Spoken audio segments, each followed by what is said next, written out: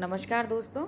आज मैं लेकर आई हूँ एक ऐसी रेसिपी जिसमें मैं घी भी बनाऊंगी और साथ में लड्डू भी बनाऊंगी, यानी कि एक पंथ दो काज। कई बार मैं कई मिठाई बनाती हूँ तो बोलती हूँ ये मावा मैंने घी निकालते समय मलाई से बनाया है। तो कई रिक्वेस्ट आती है, मैम आप कैसे बनाते हो? तो आइए बिना वक्त गंवाए देखते हैं हम मलाई से मावा कैसे बनाते हैं और उससे लड्डू कैसे बनाते हैं। देखिए दोस्तों, ये मेरी मलाई है। मैं मलाई को ढक करके हमेशा फ्रीज़र में रखती हूँ और मलाई को घी निकालने के लिए मैं एक दिन पहले उसे फ्रिज में रख देती हूँ। और देखिए फ्रिज में रखने के बाद ये थोड़ा सॉफ्ट हो गई है।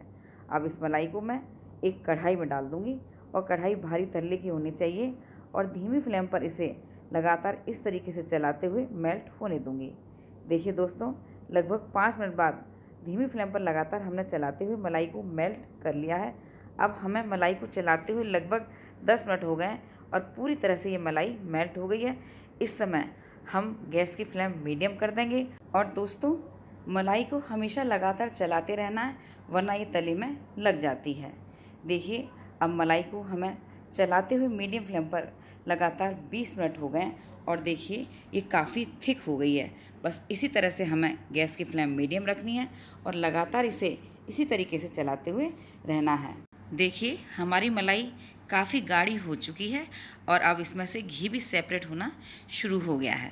इस समय हम इसे लो टू मीडियम फ्लेम पर लगातार चलाते हुए पकाएंगे जब तक हमारा घी पूरी तरह से अलग ना हो जाए।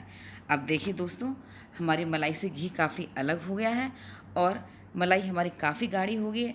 इस स्टेज पर मलाई हमारी कढ़ाई में बहुत चिपकती है, तो हम अब गैस की फ्लेम लगातार धीमी रखेंगे और हम घी को एकदम अलग होने तक इसे इसी तरह से चलाते हुए पकाएंगे।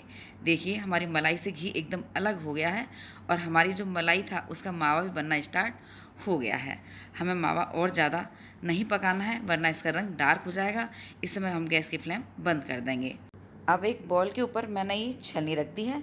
अब मैंने जो घी बनाया है उसे मैं इसके ऊपर डालती जाऊंगी ताकि मावा ऊपर रह जाएगा, घी देखिए हमारा नीचे अलग हो जाएगा। इसी तरीके से मैंने पूरे कढ़ाई में जितना भी हमारा मावा और घी था उसको डाल लिया है। देखिए हमारा मावा छलनी के ऊपर रह गया है। अब इसे करछी से मैं हल्का सा प्रेस कर दूंगी ताकि हमारा जो भी घी इसमें है वो डोंगे में इकट्ठा हो जाए। देखिए हमने सारा घी निकाल लिया है। आइए मैं दोनों चीज़ों को सेपरेट करके दिखाती हूँ। देखिए ये लगभग 400 ग्राम के करीब हमारा घी निकला है और लगभग 300 साढ़े 300 ग्राम के करीब हमारा मावा बन करके तैयार हो गया है। बस इसी मावे से अब मैं आपको लड्डू बना करके दिखाती हूँ।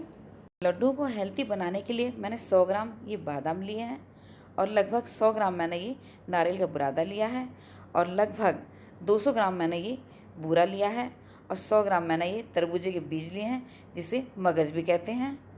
और ये मैंने लगभग आधा कटोरी, इसे वज़न में 100 ग्राम है, ये मैंने मिल्क पाउडर लिया है, ये ऑप्शनल है।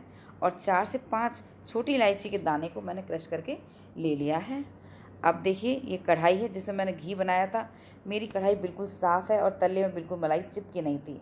कढ़ाई में तरबूजे के बीज डाल दूँगी जिसे मगज कहते हैं और लो फ्लेम पर लगातार चलाते हुए 1 मिनट के लिए भून लूँगी। 1 मिनट बाद मैंने बादाम को मिक्सी में कोरसली पीस लिया है, उन्हें डाल दूँगी और उन्हें भी अच्छी तरह से मिला लूँगी।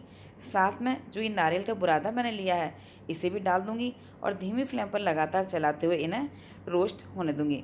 दोस्तों यहाँ मैंने बिल्कुल भी घी का इस्तेमाल नहीं किया है क्योंकि मैंने मलाई से खोया बनाया है और उस खोए में घी ऑलरेडी बहुत ज़्यादा होता है।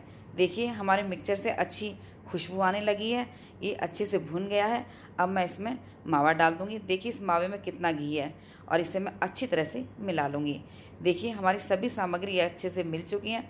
अब मैं गैस की फ्लेम बंद कर दूँगी और बंद करने के बाद ये मिल्क पाउडर जो मैंने 100 ग्राम लिया है इसे डाल दूँगी।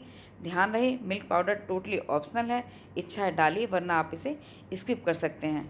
देखिए मिल्क पाउडर भी सभी सामग्री के साथ अच्छे से मिल गया है। इस स्टेज पर अब मैं जो इलायची क्रश करके रखी हैं उन्हें डाल दूँगी और अच्छी तरह से मिला लूँगी। कढ़ाई हमारी गर्म है तो दोस्तों हम सारे मिक्सचर को एक बड़े बर्तन में निकाल करके हल्का इसे ठंडा होने देंगे। देखिए मिक्सचर हमारा हल्का ठंडा हो चुका है। अब मैं इसमें बूरा डाल दूँगी और अच्छी तरह से इसे मिला लूँगी। दोस्तों बूरा छान कर इस्तेमाल करना चाहिए।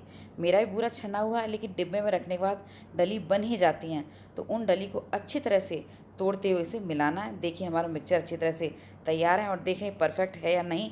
तो इस तरीके से लड्डू बना करके देखिएगा, हमारा लड्डू आराम से बन रहा है। इसका मतलब हमारा मिक्सचर एकदम परफेक्ट बना है। यदि लड्डू ना बने तो आप इसमें 1 से 2 चम्मच घी मेल्ट करके डाल सकते हैं, लेकिन हमारा लड्डू परफेक्ट बन करके तैयार हो रहा है, हमें कुछ डालने की ज़रूरत नहीं है। लड्डू के मिश्रण को बर्तन में एक तरफ इकट्ठा कर लीजिए और लड्डू बनाने से पहले हथेली और उंगली से लड्डू के मिश्रण को इस तरीके से मसल लिए। ऐसा करने से मिश्रण से घी रिलीज़ हो जाता है और हमारा लड्डू बड़ी ही आसानी से परफेक्ट बन करके तैयार होता है। अब जितना बड़ा लड्डू बनाना है उतना मिश्रण हाथ में लीजिए, हथेली उंगली से दबाते हुए लड्डू को गोलाकार दीजिए। लीजिए हमारा परफेक्ट लड्डू बनकर तैयार है। अब इसे प्लेट में रख दीजिएगा। आइए मैं आपको एक और लड्डू बना करके दिखाती हूँ। मिश्रण को इसी तरीके से हथेली उंगलियों से मसाज कीजिए। ऐसा करने से हथेली की गर्मी से इसमें से घी रिलीज़ हो जाएगा और लड्डू आसानी से बन करके तैयार होता है।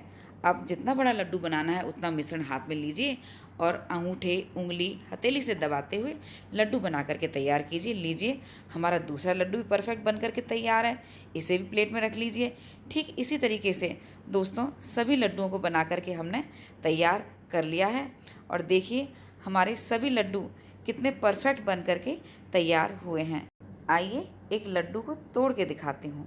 देखिए ऊपर से हार्ड सा दिखने वाला लड्डू अंदर से कितना सॉफ्ट है और कितना इजीली टूट गया है और देखिए कितना शानदार बन करके तैयार हुआ है। तो दोस्तों अब आप मलाई इकट्ठा कीजिए और लेकिन उस मलाई को फ्रीज़र में ढक के रखिए। जब बनाना हो 1 दिन पहले फ्रिज में रख लीजिए और मेरी बताई गई रेसिपी के अनुसार मलाई से घी भी निकाल लीजिए। जो मावा तैयार होता है उससे आप कोई भी मिठाई बना करके तैयार कर सकते हैं। तो दोस्तों बनाइएगा और अपना फीडबैक कमेंट सेक्शन में ज़रूर दीजिएगा। रेसिपी से रिलेटेड किसी भी जानकारी के लिए आप मुझे इंस्टाग्राम पर फॉलो कर सकते हैं। मेरी इंस्टा आईडी मेरे चैनल के अबाउट सेक्शन में मिल जाएगी। यदि आपको मेरी रेसिपीज़ अच्छी लगती हैं तो प्लीज़ लाइक, कमेंट, शेयर और सब्सक्राइब ज़रूर कीजिए और हाँ बेल आइकन ज़रूर प्रेस कर दीजिएगा ताकि मेरी आने वाली सभी नई रेसिपीज़ के नोटिफिकेशंस सबसे पहले आप तक पहुँचें। धन्यवाद।